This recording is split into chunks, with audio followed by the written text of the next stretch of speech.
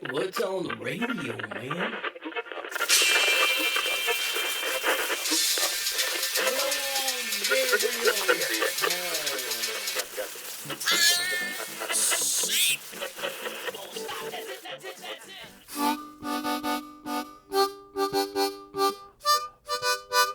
Hey all, this is part 2 of Fangirls. We're calling this Fangirls 2. Groupies prefer pearls. Why? 'Cause it's the 30th show. It's the Pearl anniversary. Crazy. I know. If you have been here through all of them, Satan love you. Our next matchup, David Bowie steps in the round with his Station to Station album. Made in his salad days of living in Los Angeles, where he did more coke than an entire Wall Street firm from the 1980s. In the other quarter stands the Rolling Stones with their Sticky Fingers album with its numerous hits, and proving again that you wouldn't want your daughter dating anyone from that band. No, she except Charlie, of course. Charlie, like I did with her 10 years old. Oh, sorry. What the fuck are you doing? What was that? We explored Station to Station in depth back on season 1, episode 4, and Sticky Fingers on episode 1, or season 1, episode 5. God damn it, Scott. Sometimes Scott just has whole conversations by himself. Yeah, and he's making himself laugh, so. I don't know. How are you thinking? Monster, Peach. What were we talking about? Oh yeah, Station to Station. This is Musical Shenanigans, the podcast. Welcome aboard, Scott. I know where I'm at. Yeah. All right, Station to Station. Yeah, golden years. What really a cool album. As you say, Bowie was high as fuck doing it probably, but so what? Some of the best albums are made on drugs. Rumors. Bowie was quoted in an article one time of saying he knew it was recorded in Los Angeles because he had read that somewhere. And that's literally all he knew about recording the album. Ooh, wow. There you go. Yeah, that kind of says it all. What year was this, Station to Station? 75? 76? So prime disco eras. You know, 76. He recorded it in late 75. Yeah. Yeah, I think part of the problem began when he went, hey, I'm going to hang out and party with Iggy Pop all the time. Jesus, yeah. Who somehow is still alive. Yeah, don't do coke with Iggy Pop. Don't do coke with Iggy Pop, and don't smoke weed with Willie. Right. Yeah, don't follow Iggy Pop to the second party. Although, interestingly enough, like one of the big tracks off this album, TVC-15, was he was sitting around with Iggy Pop. They were high as a kite. Iggy Pop had a hallucination that David Bowie's television was eating him. Trademark Bowie. Like, what other artist could take a weird fucking idea like that and turn it into a song that not only turns out to be a big hit, but is catchy as hell? Oh, there you go. Very catchy. There you go. To take a cannibalistic television and turn it into something you can dance to is pretty remarkable. In Bowie's head, everything had a beat, and he could dance to it. Yep. Yeah, amazing. And Golden Years is still one of my all-time favorite songs. Same, yeah. Such a great song. The riff on that is instantly recognizable. You're like, oh, cool. And that little groove that has that it goes with from the shadows. Incredibly amazing. Overall, you want to take some shots at this? Well, the hardest part for me was the first track, which is, first of all, it's over 10 minutes long. We just talked about, if you're going to make it long, make it work. Right. This comes close to working. As I'm listening to this, I can definitely hear there's enough here that this is not your standard 3-minute song. Like, you got to stretch this out, but you can't stretch it out to 10 minutes. So first of all, it starts with this synthesized train sound running around your speakers if you're listening in quad or surround sound. And it is, first of all, it's just not a good synthesized sound. It doesn't, sounds only sort of vaguely like a train. And then that takes over a full minute. Just that. Just 60 seconds of nothing but this weird-ass train sound. And then the piano comes in, and you think, thank God, the music's about to start. But then the piano basically plays the same fucking chords over and over again for the next 2.5 minutes. And you actually get like almost all the way to the 4-minute mark before the vocal comes in. And that, I swear, is the first point where it starts to turn interesting. So there are different... We've talked before with these long songs, they work better if there's sort of mini movements where they're going from theme to theme. And he does that, but he doesn't do it quite as solidly enough to justify the length. Is this a 3-minute song? No. Is it a 10-minute song? No. Maybe you could pull this off somewhere around the 5 or 6 minute mark. Maybe that would have been perfect. But yeah, and keep in mind this album has 6 tracks. You know, one at the 10-minute, and there's 3 others over the 6-minute mark, and you've got Golden Years at 4 minutes and TVC 1.5 at 5.5. And I feel like the other songs are like blocks of wood. And what you needed to do, you needed to sculpt down to actually the song inside of it and get rid of those outer layers. Yeah. well, yeah. and that's all the Coke talking, right? I mean, Well, that's Yeah, it it's is. like I'm sure it felt like it was going a lot faster when they were recording it. well, yeah, it certainly was, because they don't remember it. Well, you know that, and that the fact that Golden Years is really, to me, Golden Years is kind of the only cohesive song on the album. So it's like an EP single release with a bunch of filler tossed around it to make an album. And, Yeah. and yet Station to Station gets all these accolades, so it's like, whatever, man, I don't know. Like I said, there are big blocks of concrete that Right. haven't been sculpted Right, yet. yeah, no, exactly, you're right. There's a song in the middle. You just needed to take away Yeah. all the other shit to get Like- to it. Because sometimes you'll get to a part of these songs, you're like, this is really good, but how long Yeah. did it fucking take me to get here? Yeah, it's like everybody's noodling in the studio. Let's record it. No, let's not. Jesus. So the interesting thing about this is what you just said, you know, with a few really good tracks and then a lot of lesser material. That's a criticism I've levied in the past with the Stones. Yeah. And here, this album is up against the Stones. And sorry about your luck, Bowie, but you actually pulled the one Stones album where they didn't do that. So Yeah, that's true. Sticky Fingers, like one thing I can say about Sticky Fingers, like it is solid the whole way through. There's practically no filler on that album. Every song works really well. I mean, there's things true. you can criticize, but I've said about the Stones, sometimes you get 2 or 3 hits and then a lot of filler. Not the case here. And yet this was the lead up to Exile on Main Street. Right. Where I think they just all of a sudden just discovered a whole like trash bag of drugs. And they went, let's just do these and make an album. Well, Trash Bag of Drugs that could have been an album title right there. Right. But that's what happened. And, you know, like Dave said with Exile, the recording was just horrible, but you know, you're in some villa in France hiding, you know, on your tax evasion and hiding out. And yeah, I mean, a lot of the songs were great. And I really wish that was an album they would go back and re-record. Or, well, it's too late. Well, yeah, and Mick has said the same thing. Like he'd love to go back and do that album again. But this one is Sticky Fingers, yeah.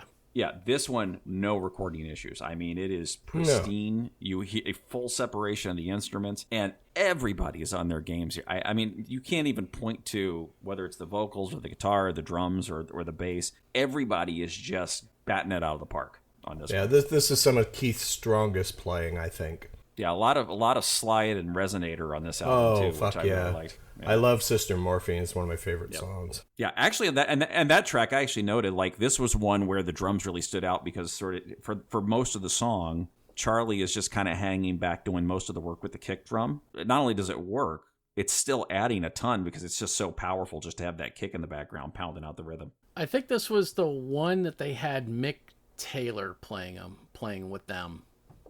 Yeah, it was. It was. Because he was in the band for a short amount of time, and then he just kind of realized that this was the Mick and Keith show. It just wasn't going to be his bag, and I think that's where Ron Wood stepped in and realized that I'm a Rolling Stone. I don't give a fuck if it's the Mick and Keith show. Yeah. And quite honestly, I think Ron was the better fit. Oh, Ron's a much better fit. Yeah, at least he has some personality. Well, you go back and listen to some Faces albums, and you go, well, he's playing exactly like Keith does. These two were meant to play together. Oh yeah, and together they're a perfect guitar attack. But going back again to Sticky Fingers, the songs on this are just outstanding, and they're still in rotation today. Sure. Yeah. Wild Horses, Bitch, Brown Sugar, they're every classic rock and roll station. Interestingly, Brown Sugar is less and less in rotation because even the Stones have. The Stones just last year actually made a decision to stop playing it because we've talked in the past about how they've tended to play a little fast and loose with the racism over the years. This song, I mean, at least the whole first verse, I don't think this is consistent throughout the track, despite what some people say, but at least the first verse of the song is clearly about a slave owner sexually abusing his slaves. Period.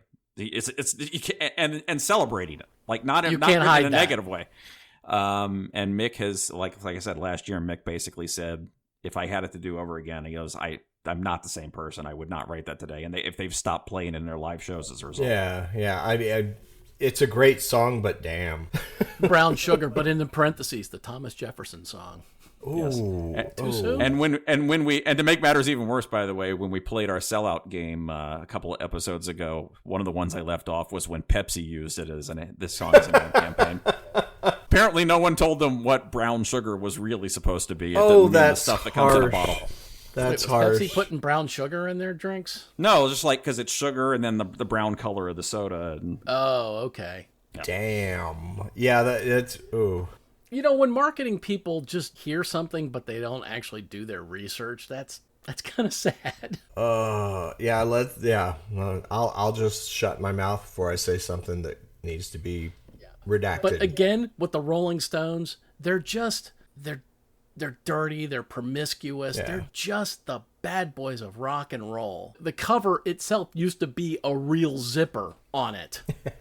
Yes, yeah, and you could pull on the original issue. You could pull down the zipper, and there was actually like underwear material underneath of it. And that was what we lost with LPs as well. Yeah. We lost that kind of art. But I love the fact that they would just take those chances and do that. I mean, what's the other one? Some Girls, where you could move the pictures around. I mean, an interactive right. album cover. Come on. Yeah. We don't have that anymore. No, sadly. The closest thing today that you see is there are some of the streaming services now that are actually coming up with the idea of animated album covers. Oh, fun. So while you're listening on your phone or whatever device, like there's actual graphics that are moving on the album art while you're listening. Well, And eating up your data. Brilliant. Well, I mean, it has to evolve somehow, though, because I think art and music go together so well since they're both art. They do. Well, I think the testament to that is the fact that streaming services are still trying to figure out how they can highlight the album art. Sure. Because, I mean, really, in a streaming era, there's no reason for album art to even exist. And yet, to your point, Scott, because the two go together so well, they're still trying to bring those visuals in. Well, when I think of certain songs or certain albums, I immediately think of the cover. Oh, of course. Dark Side, Fleetwood Mac Rumors we talked about, Sgt. Pepper's, there's a lot, yeah. Well, especially from the album era. I think that's why LPs are selling again. Yeah. I think people, they claim to be audiophiles, but there's also the opportunity to bring the art back. Yeah, and you can hold the album in your hands, just look at the cover, read the lyrics on the lyric sheet, read those liner notes. That was always part of it for me. That was part of the whole experience. Yeah. It really was. Yeah. Agreed. All right, let's take some shots at this. Well, I already pointed out the brown sugar thing. Right. You did. Sorry, ladies. That's not Mick on the cover. And I was reading that there's that Warhol took pictures of many different men, and he didn't say which one he chose. So there's 3 or 4 that have all claimed that that's them. Interesting. Maybe we talked about Pepsi earlier. Maybe it's like a taste test. I don't know. Yeah. No Coke, Pepsi. No Pepsi, Coke. Andy could tell the difference. This is, and I really went out of my way to nitpick here, but when I said this is mostly great, no filler, there was one track on here, You Gotta Move, which is sort of like old school 20s and 30s Robert Johnson era blues music, and it is executed fantastically like everything else on the album. It does, however, when it kicks in, it's a little bit of a drag. Really? It's just not, well, He's reaching. He admitted it. Yeah, okay. Yeah. I mean, I don't mind sitting down and listening to Robert Johnson, but I'm listening to Robert Johnson almost as a piece of musical history appreciation rather than in the context of this album. It just feels like a low point. Understand. I mean, yeah, anything Robert Johnson, I'm all about. So, yeah. I think we can move on to the vote. Yeah. I think so. Scott, you're up first. I'm giving it to the Stones. All right. In your I'm face, second, boy. And I'm going with the Stones. Dave? Yeah, we're unanimous. I do like me some Bowie, but he should have pulled back on the Coke on this And we got another upset. We do. Oh, we do. Yes, we do. So Station to Station was ranked 52 on the Rolling Stone list. Rolling Stone exactly twice that at 104. Pew, pew, pew, pew, pew, pew. Stones are at 104, and yeah. Pew, pew, pew, pew, pew, pew, pew, pew, pew, mascots over here playing Star Wars. You got the little toys out? Pew, pew, pew, pew, pew. You lose, Bowie. Die, fucker. Ha. Anyway. All right, that ends that. Here it is, the Sellout Edition, Part 2. I guess one question I have is at what point does it become a sellout, right? So a couple of quick examples. When a musician like Fleetwood, we talked about this at another show, when Fleetwood Mac licensed Don't Stop Believing to the Clinton campaign for a whole ad campaign around politics, was that a sellout? When Sarah McLachlan licensed her music to the ASPCA because she believes in saving animals, is that a sellout? She should have been beaten to death for that one. Well, and you know what? Those two examples are organizations or I can't think of the word. Just something that the artist believed in. So giving their song, like Sarah McLachlan and Fleetwood Mac, they were like, yes, you may use the song because we believe in what you're doing. Okay, what about Zeppelin in the car commercial? That's Jimmy Page looking for even more money. Yeah, I mean, like they didn't have enough. I'll need another bucket of money, please. I do have issue. But Scott, you're playing the same game. Oh, I know. Yeah, Jimmy Page is rich as shit. Yeah. Why shouldn't he want to get more rich if he can? Why not? It's a capitalist game. That's what they're doing. So no, I'm not poo-pooing him for that. It's interesting to me. What is a sellout? So is Zeppelin a sellout? Is Sarah McLachlan a sellout? How do you? Well, actually, so I like your car example. So let me stick with that. So you have like Bob Seger, Like a Rock. Which, right. At this point, everybody associates with those damn pickup trucks, which I can't even remember which brand it is. But Zeppelin on a car commercial and Bob Seger on a pickup truck commercial. Do you look at those both the same? Yeah, I would. I'm not sure I do. Really?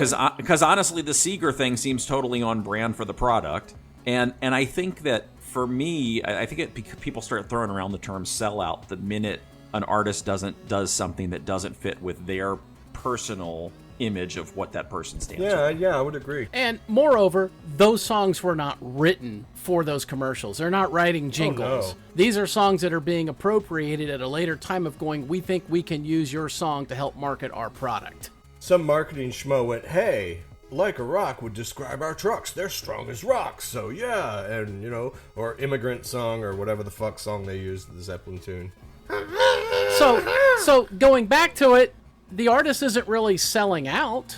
I mean, they allowed their product to be used for another product. Yes. Right. So is that indeed selling out? All right, well, okay, Justin Bieber and DaBaby writing "I'm Lovin' It" lyric for McDonald's and doing that jingle for it. But that's writing a jingle. That's not right. That's Is that selling out? Giving your time. But I don't think it. But I don't even know if that. Even if it's writing a jingle, or even if they were licensing their own work. Again, I think for me, it comes down to this question of expectations. Like if it's a song that is like some shitty top 40s tune where nobody had any delusions that it was anything other than a formulaic way to try to get on the radio and make as much money as possible. When you then hear that same song on the commercial for some movie that just came out, you don't bat an eye at it. Yeah. It's when you have this this image of the artist in your head that, oh, well, this guy's a rebel, right? This guy's pushing back on capitalism. This guy's pushing back on the government. Right. And now all of a sudden they do something that's like, if I had in my notes, if Rage Against the Machine were to do a re-release of Killing in the Name of and use it as a fundraiser for the Fraternal Order of the Police,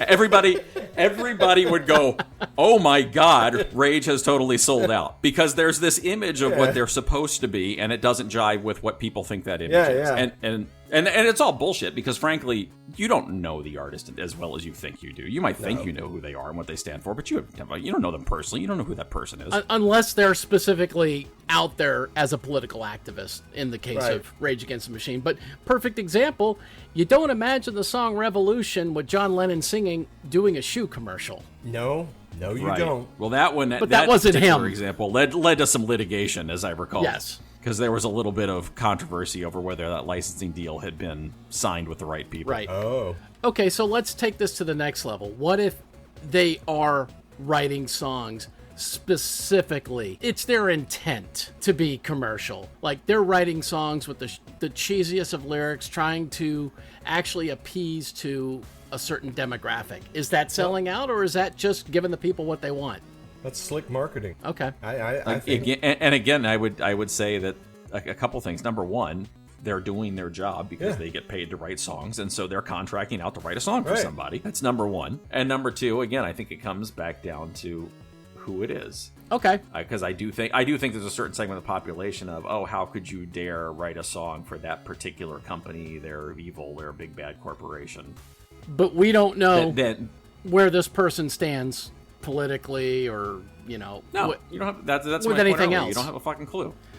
Exactly. All right. And then finally, the last point. When we say a band sells out because they come out with a whole new sound, Right. Oh, right. I don't think that's fair.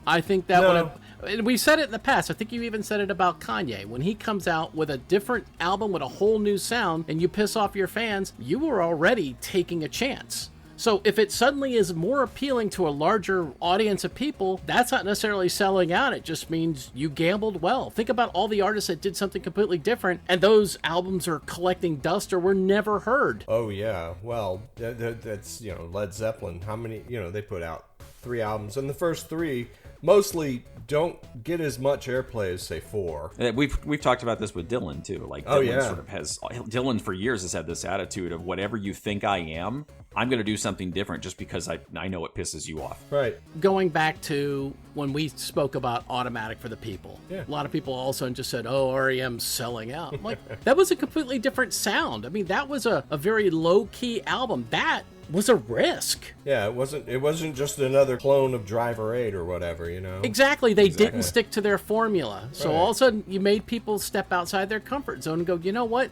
The members of this band have other musical tastes that they would like to bring in. Yes, a certain sound and a certain flavor got them as far as they did, but they like other stuff that they would like to incorporate in their music. I was just going to say music is a little bit weird relative to other art forms in this regard, because I think especially if you think like actors, for example, or directors or writers, people see the actor playing the same character over and over again, or as a writer making the same movie over and over again. They start complaining about it very, very quickly. And yet with musicians, there's this weird thing where people do not want their musicians to change. Like you hear an album, you fall in love with it, you come out with the next album and it's something totally different, and you're like, oh man, this isn't good. Like, I don't know why they did this. The other album was so great.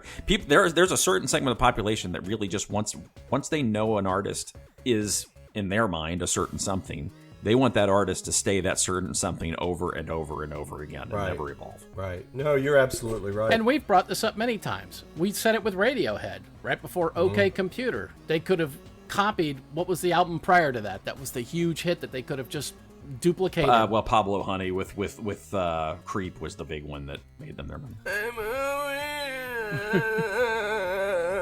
Kill me now. Sorry. All right, I think we've beaten this down. I think Die, horse, die. we agree with Gene. God help us. We that's do. Weird. Hey, when he makes a point, he makes a point. He's an asshole, but an asshole's right once or twice in their life. Yeah. Yeah, well, Yes. A broken asshole's right twice a day is the saying I think you're looking let's for. at least keep it in perspective. He's worth a lot more than the 3 of us combined, and that's This something. is true. Yes, So yes. maybe he does know some He things, might have a good point there. even if he is putting his name on condoms. Hey. All right, on to our next. We'll call it final round for today. Well, for the show. Yes. The Beatles return with the juggernaut that is Abbey Road. Iconic cover and all. Of course, they have only tossed Ringo out in the ring, dressed in his best Victorian garb and sporting a fantastic mustache. Facing off Ringo is Bob Dylan, dressed like a Norse god, elven shoes, a cape, and wielding a harmonica like a lethal weapon in one hand and holding up his Blonde on Blonde album in hopes of getting some audience support. Sadly, crickets. Although, crickets seem to like the sound of the harmonica. They're the only ones. And you can hear our extended thoughts on these albums going back to Season 1, Episode 4 for Abbey Road and the Beatles, and Season 1, Episode 5 for Blonde on Blonde and Bob Dylan. So let's just start with the juggernaut, Abbey Road. Yeah, let's. Yeah. Okay. I mean, this was the last thing they ever recorded in the studio. It was not right. the last album to come out. Let It Be was released later, but this album was actually the later of the 2 recordings. So this was their last time in the studio working together. And I don't know. This was the last time in the studio working together. It's got a lot of good to it. There's also a little bit of, maybe starting to get a little fed up with one another. And so I think you lose some consistency because somebody wrote that this is the point where you, especially John and Paul and even George, the best stuff they were coming up with, they knew the writing was on the wall. They knew the Beatles were over.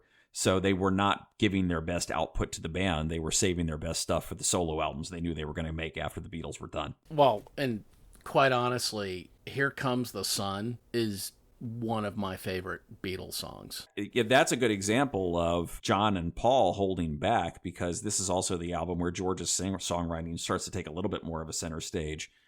So he wrote that. He also wrote Something, and you can hear where he's going to end up going as a solo artist when he comes out a little bit later with All Things Must Pass. Right. Stellar writer. And have you watched the documentary at all? I've not. So here's what I've heard about it.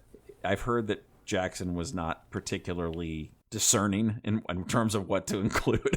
That it's interesting, but it drags on a little bit much because he sort of didn't cut any footage out. There's still 40 hours sitting on the floor. He gave us some 8 hours worth in the documentary. Welcome back, Scott. Ah, yes. One does not buy energy drinks, one rents them. Anyways, we were talking about George Harrison and Something, and Here Comes the Sun. Ah, yes. Did you mention his Frank Sinatra days? We did not. We didn't get there yet. George and Frank Here Comes the Sun is actually an allusion to the whole Frank Sinatra time in Hamburg. And if anybody knows what the hell Scott is talking about, thank you for sticking with the show this long. Yes. Was this something after, they just saw the sun come up? They were sitting out on on the Rhine in just their cod pieces, right. And the sun came up that morning. Okay, the pork grease was drying. I mean, it was a glorious moment. I have schnitzel juice on my cod piece. I love my Wiener Schnitzel. Okay, anyway. So, Dave, you put in Come Together, which I think is Come Together. Just a stellar song. Yes. It's rare to have a song that is driven by the bass. And this is one of these where the bass line is so iconic that you could practically lose every other instrument and just have a bassist doing this solo on stage and it would still work. Somehow Paul actually rules on the bass there. He rules on the bass everywhere. He has his moments. The other thing about Abbey Road is the second side, which is taking a whole bunch of songs and weaving them together into a single continuous medley, which was pretty damn innovative at the time. That really was. And going from one song into the next. I don't know if that was mixing or if they played it that way. I don't know. I actually don't know that. I mean, the one downside of it is now that today that we're popular music, we've talked about this, back in the 50s and 60s, it was all about singles. And then you kind of grew into the album-oriented rock of the late 60s and the 70s, where the whole idea was to sit down and listen to the whole album end to end. And now in the streaming era, we're sort of back to singles carrying the load. Because they took all of these songs on side two and wove them together in a medley, it makes it actually kind of hard for any of these, and they're fantastic songs, but it makes it hard for any of them to really stand on their own because they don't work as a standalone item. You end up waiting to hear the next movement kick in, and it's just not there. Tell me, you don't get done hearing Queen's "We Will Rock You" and can walk away from that without hearing "We Are the Champions." Right. Well, right. But I mean, that's actually one that you could make work because those are two very distinct standalone pieces. This is they literally go one into the other. I've had music on shuffle in the car, and one of these tracks will come up, and then it just stops, and my wife will look at me like, "What the hell happened to the stereo?" I'm like, "Well, no, that's just the recording. It." Because they go on to another song here, and you're not hearing it because it's on shuffle. And yeah, that would be like having songs from The Wall on shuffle. Oh, exactly. God, yeah, exactly. If you got empty spaces, you'd be like, what shall we use? You're sitting there waiting for Young Lust. When you think about the Floyd songs that have become big singles, an awful lot of them are either end of side one or end of side two. Right. Because at least there was a logical endpoint that they had to work to. Right. So comfortably numb is the end of a side. Yes, so it side comes one, to a logical conclusion. Wheel in the Sky, we used to have that long bit afterwards. Or Anytime. Yeah. The other yeah, Journey yeah, one. Yeah. Yeah. I can't think of the other one that goes. with Old it. Journey when they were actually still good. Oh, did I say that? Yeah, I did. All right. So anyway, but it is a classic album. Back to the Abbey Road. It is a classic. Abbey album. Road, yes. It's frankly, it's amazing how good it is, considering the thing that Scott, I said while you were out of the room, that this was the point where they were starting to fall apart as a band. Right. It's not all fantastic though. There is Octopus's Garden. Fucking Ringo, man, just shut the fuck up. You know what? Just sit there and play the drums. I'm gonna defend Ringo. I think this is a great song. This song has been picked up by like Sesame Street. Kids love it. It's Ringo.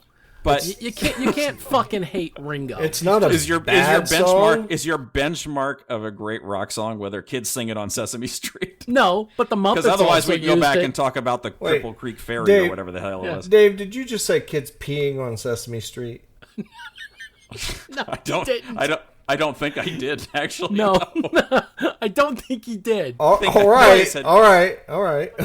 I think I said being on Oh, Sesame Street. we'll allow Yes. that. We'll allow that. But there is a great moment where Ringo is writing the song in the Get Back documentary, and George comes over and works with him on it. Ringo has what, 2 songs in the entire Beatles catalog? This and That song needed a co-writer. Don't Pass Me By. Okay, that's his other one. While we wait for So- Corey's brain to go. No, I had to go look it up. I couldn't get the name of the. I couldn't get the fucking song in my head. Yeah, and yet there's a brilliant cover of it by the Georgia Satellites, but we'll get to Really? that later. Yeah. Oh, okay. But yeah, I am. But yes, I am going to defend Ringo on this album, and yes, I know he does that little drum solo, but we're talking about 15 seconds at most. It's a transition as part of that whole gapless section.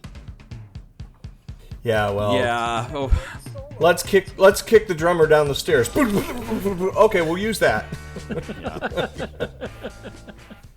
Or throw him the- down an elevator Right. shaft. the other negative I had here was there's nearly 8 minutes taken up with a song called "I Want You" (parentheses She's So Heavy), Yeah. and it's doesn't the whole thing is a bore to me, frankly. Apparently, though, and I only just learned this, it is more of a testament to the production of George Martin, because they recorded 2 different versions of the song and basically said, help us make this work, and he spliced them together as if it was a single track, which you can hear. I mean, if you go in knowing that, you can hear it, but it doesn't make the song any better. It's an interesting technical note, but it doesn't really do it for me musically. Really, I always like the groove on that song, but It's a great riff and it's a great groove, but yeah, you're right, it's too long. But also notice it's at the end of side 1. yeah, there you go. Lift the needle and flip the record. Yeah. It's almost crueler to do, though, at the time, because you did have to go through the physical exercise of flipping the record. At least You're today you making me just skip get it. up. God Yeah. damn it. At least you can be like, next track. Yeah, that wasn't available. Especially if you had one of those old school turntables that held like 10 albums at once and would drop Oh, them down. yeah. To flip it, you had to take all the other ones off. And What a pain in the nutsack. in my day, All right, so I think, yeah, it's a great album, and I think that when we talked about Let It Be last time, I think when they did the whole sessions of all the songs they recorded for both Abbey Road and Let It Be, Abbey Road got the better selection. Yeah, I think so as far too. as- As I far totally as agree like, with this you is there. everything we record. Oh, we're going to use Yeah. these here, and then Yeah. what's left over, there probably, there was probably some sort of deal or, record clause that they needed one more album and went, well, this is what we got left. Here you Right. go. All right. So but let's, which is weird because again, this was the last recorded album. Right. yes, but from this same recording or from the same sessions came Let It Be, plus Let the It Be- rooftop Let It- concert. Let It Be was sort of the leftovers, exactly. It was that second album. It was the second album from Physical Graffiti. Look what we've got laying around. Yeah, exactly. All right, so Dylan, Blonde blonde on blonde. on Blonde. Not what you're expecting. It's his Yes. lesbian porn album. Yeah, it was not Lesbian Inferno. It could have been. One of the things you will read about this album, if you go check it out, is you will hear it referred to as the first double album in rock, which is a little bit qualified because as you start digging deeper, it's like, well, It's the first rock double album. Well, no, it's the first rock double album by a major artist. No, it's the first studio double album by a rock major artist. It's pretty heavily qualified as you get into it, but you will hear it thrown around that it definitely is, in terms of influence, is definitely important in the evolution of double albums as a concept. I guess I'll put it that way. You can debate whether it was really the first one. But yes, I think it was like maybe like an Ella Fitzgerald, but they said it was like the first double album of like original material by an artist. Because before that, if there was double albums, it was all, standards or someone doing all the covers, and that was how the albums were done prior to 60s. Right. Either if you wrote your own stuff, great, but the rest of the album you were covering somebody else or doing somebody else's material. Talked about the Brill Building too, which is still in the 60s and 70s, and yeah, you might have one song, but the rest of it was stuff somebody else wrote that you bought. Yeah, this whole album made me want to chew off my foot. Let's just be honest. There's a new one. I mean, fuck. The door is already taking everything else out of the equation at this point. No, you're going for your feet. Okay. Well, made you want to chew off your foot. Okay. So why, Scott? Like, what did you like about it? Just because if I have to hear Rainy Day Women number 12 and 35, like, again, I'm going to just fucking explode and take out 400 people with me. Because it's seriously overplayed. So overplayed and so stupid. It's just a dumb fucking song, all right? It's got frat house written all over it. Well, the whole everybody must get stoned thing, like, it you can hear it. They're all high as a kite while they're recording this. Yeah, maybe. This was more of an outtake, I would think, that they went, hey, we could make this a single. Well, when we talked about the basement tapes, we made this comment that, like, you can actually, whether you like the song or not, you can hear how much fun everybody's having while they're recording it. Oh, yeah. Well, there's that. I think there's that. And I also think that, I've made the point in the past that people think of Dylan as just a folk artist, but the reality is he was good in a ton of different genres. This album is a really good example of this, because that song, for example, is like New Orleans jazz type thing, but then there's also rock, there's blues, there's country. He's all over the place stylistically on this. And I think there was a couple members from the band on this. I know Robbie Robertson was. Robbie Robertson. I'm trying to think whether it was this album or I think Bringing It All Back Home is the one I'm thinking of, which we're going to talk about. Yeah, I think so too. At a later time. But yeah, Robbie Robertson, he collaborated with a couple of times, and I think that was here too. The double album was painful. It's a lot of Dylan in one sitting. There's no question. That was more Dylan than the law actually allows, and he deserves to get a citation, and he probably needs like a lien placed against him just for doing this. The shorter tracks, they work very well, and I think when we come to another Dylan album, it's like, I think it's the one probably before this or two before this. Most of the songs are shorter, so it's like I get the feeling that as he became popular and they let him make more albums, he just decided to make songs longer. Yes. He was Dylan. One of Dylan's drawbacks is he is not a master of self-restraint. Right. There's one track in particular on this, Stuck Inside a Mobile with the Memphis Blues again, that's 7 minutes long. And it's not even a question of holding the audience's attention for 7 minutes. Like, it's kind of boring right out of the gate, to tell you the truth. I was done with it at about 1.5 minutes. To go 7 minutes is way too much with that song. Again, I'd rather chew off my hands and feet than listen to this album again. And then that fucking harmonica is back. Oh God, yeah, God. just no. Yeah, Oh. I did like I Want You, 3-minute song, and like somebody said, yeah, they put like a lot of characters into just 3 minutes. I said it's kind of like a Monty Python sketch with this cast of characters: a guilty undertaker, a lonesome organ grinder, weeping fathers and mothers, sleeping saviors, and the Queen of Spades, along with the dancing child with his Chinese suit. I'm like, okay. Except when you see a picture of the organ grinder and it's an old woman with one tooth.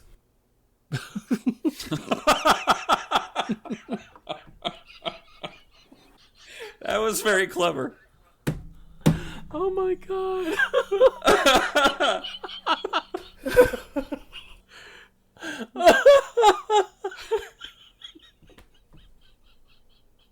Well, it was right there. Come on.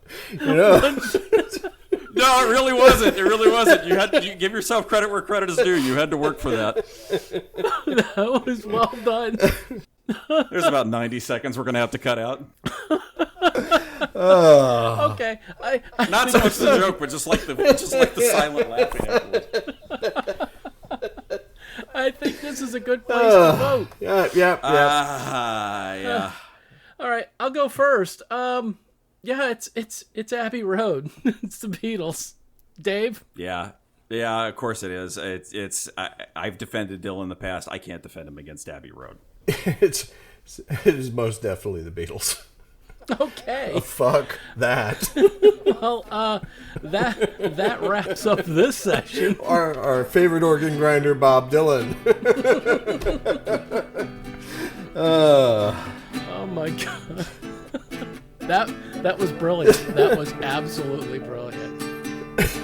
Well done. We can leave on that note. That was